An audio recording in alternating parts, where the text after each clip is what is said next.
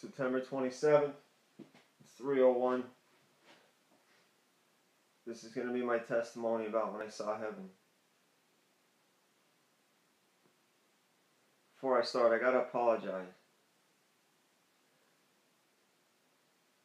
I spoke about something in one of my last videos and I dropped the F-bomb to try and convey, but it discredited my message. Sometimes some of the stuff I'm dealing with, I don't even know how to get across how insane and how serious this stuff really is. Like, I don't. But I should have never said that.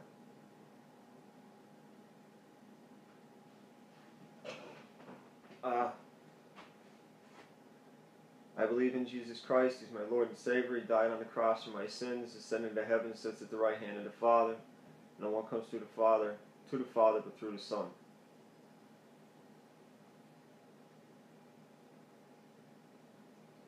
This is probably going to be a little long, I'm sorry, but it's not just about seeing heaven. It's about what it really meant. And to understand just how big of a miracle it really was. Like, seeing heaven in itself is a big enough miracle, but with this stuff, you got to understand what I was. For anybody that never saw any of my videos, I live in Wilkes-Barre, Pennsylvania, 38 years old. I'm a recovering addict. I got 13 years in jail. And my life sucked.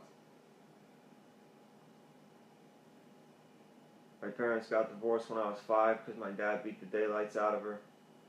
My mother was no better. She's sick. Anyway, by the year 2000, I had been locked up when I was a kid for a year or so. I smoked pot from the time I woke up till I went to sleep. That was by the time I was 18, sorry. When I was 18, I got out and got introduced to coke, and that was a wrap. I stole, robbed, did everything I could to get money. There was no stopping me. I did whatever it took to get money out of these people.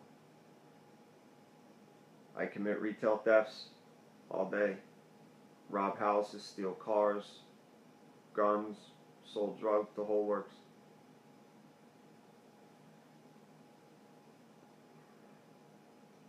And the reason I used the drugs, up until I was 18, I did the drugs and sold drugs and robbed and stole because it empowered me and because I liked hurting people. Because of the way I felt inside my whole life, the only thing that filled that hole was drugs and notoriety. I took great pride in being a criminal. I prided myself that I was one of the best.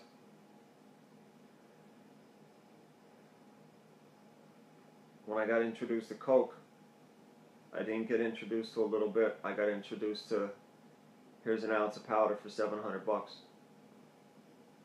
I couldn't even make my money back half the time. I was the type of drug addict that if you sniff a line, I'll sniff a half a gram. If you take 2 hits of acid, I'll take 10. I was a total nut. Completely psychotic. Out of my mind. It led up to me catching a couple cases. I was in jail from September or October of '97 till May of 2000, down the county. I got out and violated. Got a 6-month hit, 3-month hit, a couple weeks here or there. Finally, I was there on work release, and I wanted to get high. It was September of 2011. The towers fell. I thought, wow, we're going to war. That wasn't. Some part of me knew what the significance of those towers falling meant. But I left, I went out to a meeting, I couldn't find my girl, so I got all upset, smoked a bunch of crack, and never went back to work release. Took off to Florida, got caught, got extradited, got 2 to 4 years. During that time, that girl got pregnant. Went back in front of the judge, got him to let me go watch the baby be born and everything. Not long after the baby was born, I was on work release, took off again. Got 2.5 to 5 years, less a day, less 2. Immediate work release. And I begged him, please, please don't send me back to work release. I can't do work release. He said, listen, you do 90 days, I'll send you to a halfway house. Because I'd already been accepted. I said, alright. I was there 9 days, bolted again. This time I was out on the run, and I was on a death run. When you get that mentality, you just don't care. You want to die. There is no hope. There's no anything. Just pain. I don't even remember how long I was on the run for. I was such a mess. I got it in. So I go to see this attorney. I'm like, listen, I escaped from work release. I need help. I don't know what to do. It just so happened that it was a recovering addict. He said, listen, you go check yourself in and I'll help you. I said, alright. I went and checked myself into a rehab, Clearbrook. And I was a mess. They're telling you, I've never been to rehab. I've been 302 and on psych blocks and stuff like that, but never in actual rehab. They're talking about, you gotta be honest, it's an honest program, it's an honest program. I said, alright, you want honest? I'm on the run from work release. Monday comes, the clinical supervisor comes, gets me in the car. I didn't realize till later they upped my meds that day, so I didn't run. He gets me outside in the car, he's like, I'd like to talk to you, and I'm all happy, I got my meds, I feel good. Gets down to the entrance, gets out of the car, he's like, I hope everything works out for you, my name's Dick Condaboy, if there's anything I could ever do for you, just give me a call, and these are the U.S. Marshals. And I looked, and there's the guy in the blue jackets with the yellow letters. They said, well, is she going to run? I'm like, listen, man, I can't even walk. Just take me to jail. Let's go. So I go to jail again. I'm already serving 2 to 4 and 2.5 to 5, and I just escaped again. Got caught.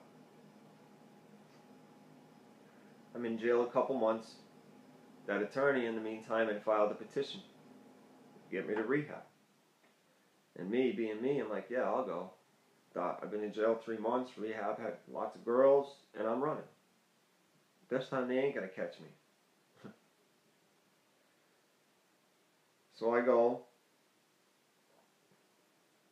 and on the wall, in the one room, there's big, on a chalkboard, the U.S. Marshal's number, and if August leaves, call immediately, and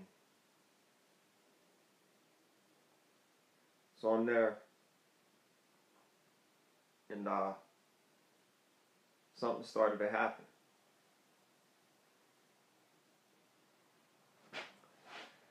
The day it started was a Friday. Friday, November 14th, 2003. My family's Catholic. My grandmother was always